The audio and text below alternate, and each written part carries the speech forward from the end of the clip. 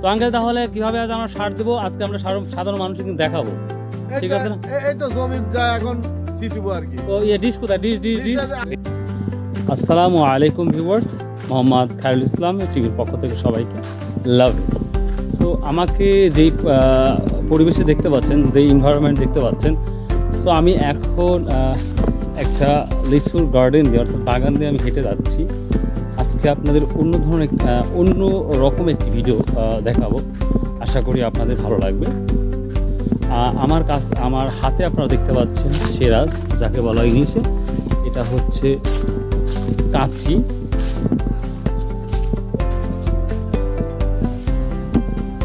তো আমি এখন যাচ্ছি হচ্ছে আমার জমিতে যাচ্ছি, অর্থাৎ আই থিঙ্ক আমি বলতে চাচ্ছি আমার ধানের জমিতে যাচ্ছি।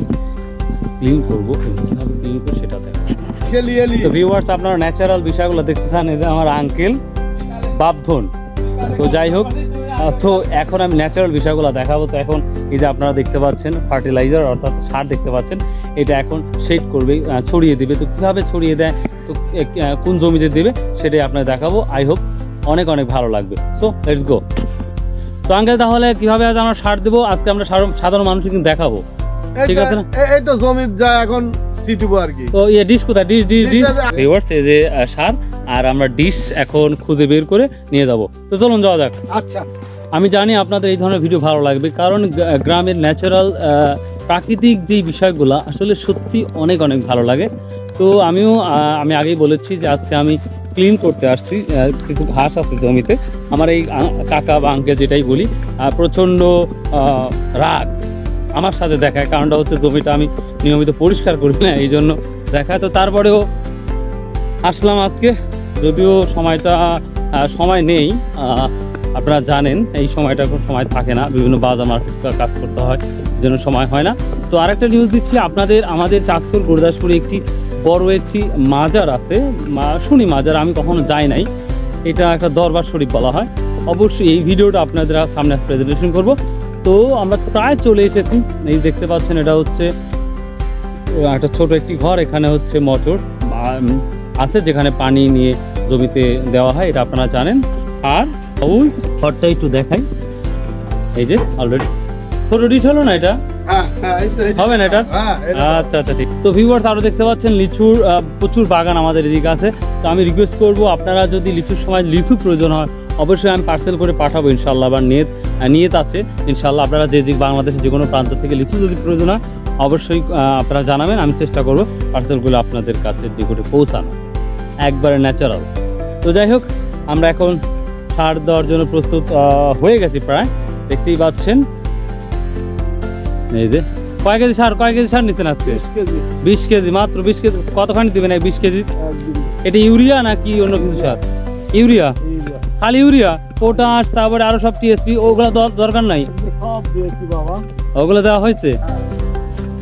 তো আমরা যাচ্ছি। তো এই সময়টা বর্ষাকালের, আমাদের এদিকে পানিটা নেই বললেই চলে, নাই।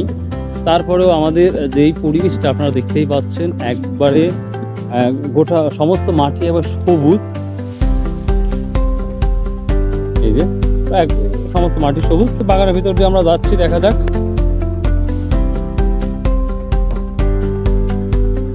গ্রামের এই পরিবেশগুলো এতটাই ভালো লাগে, আপনার মন যতই খারাপ থাকুক, আসবেন অটোমেটিকলি ভালো হয়ে যাবে। আসুন যাও। তো আমরা প্রায় পৌঁছে গেছি যে জমিটাতে আমরা সার ছড়িয়ে দেব, সেই জমিটাতে।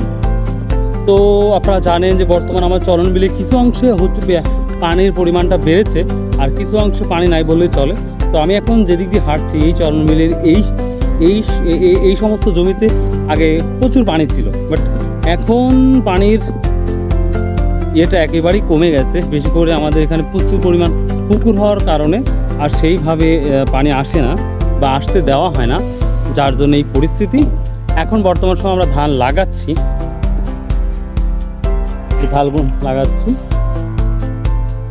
দেখুন একবারে সবুজ। তো অবশ্যই এটা দেখিয়ে আপনাদের অবশ্যই নিয়ে যাবো আমি আমার জমিতে দেখাবো যে কি অবস্থা বা কি কাজ করতে হবে আমার। তো আমরা অলরেডি বস্তা এটা আমরা সাইজ করে দিয়েছি। তো ইয়ে করলাম, এখন ঢালবে। দেখুন ঢালতে একবারে সাদা সাইজ ইউরিয়া।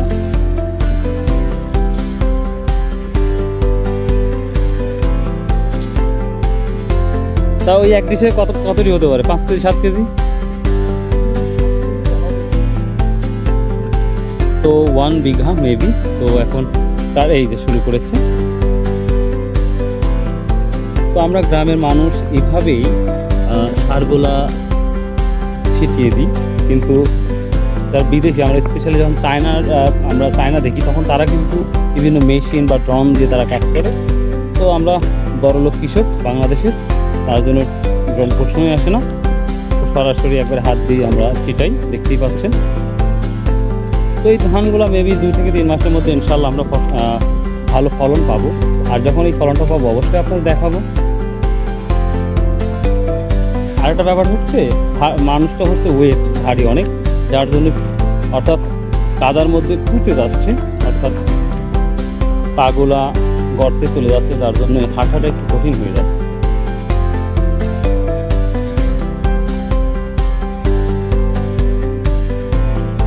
এক সাইডে দেওয়া হলো, অপর সাইডে আবার দিচ্ছে। তো ভিউয়ার্স, আশা করি আপনাদের এই ধরনের ভিডিও ভালো লাগলে অবশ্যই কমেন্টস করবেন। আমি চেষ্টা করব গ্রাম ভিত্তিক কিছু ভিডিও মেক করে আপনাদের সামনে প্রেজেন্টেশন করার ট্রাই করব, যদি আপনারা পাশে থাকেন।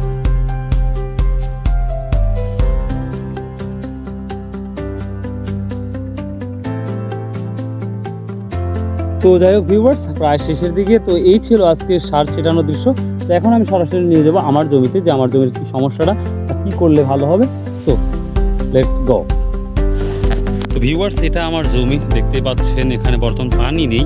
আমি চেষ্টা করলাম, but power is out, current চলে গেছে। আমি জমিটা ক্লিন করবো কিছুটা সময় নিয়ে। পাচ্ছেন এই জমিটা কষ্ট করে, খুবই কষ্ট করে এটা পরিষ্কার পরিচ্ছন্ন করেছিলাম। তো আজ আমার করতেই হবে। তো প্লিজ প্রে ফর মি, আমার জন্য একটু দোয়া করবেন, আমি যেন সঠিকভাবে কাজগুলো করতে পারি। এটাই। তো ভালো থাকুন, সুস্থ থাকুন। আর এই ধরনের ভিডিও যদি ভালো লাগে অবশ্যই লাইক শেয়ার কমেন্ট করবেন, আর অবশ্যই কমেন্টস করে জানাবেন। বাই, আল্লাহ হাফেজ।